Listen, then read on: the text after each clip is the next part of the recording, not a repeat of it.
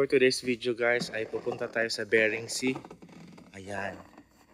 Ito na ngayon ang paligid. Puno na ng snow.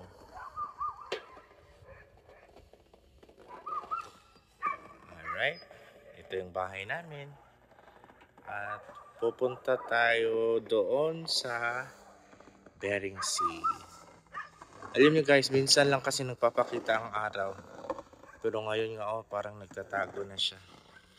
And here is Bear. Say hi, Bear. Sasama namin siya guys. Ayan. So isasama natin si Bear for today's video. Kasi pupunta kami sa Bering Sea.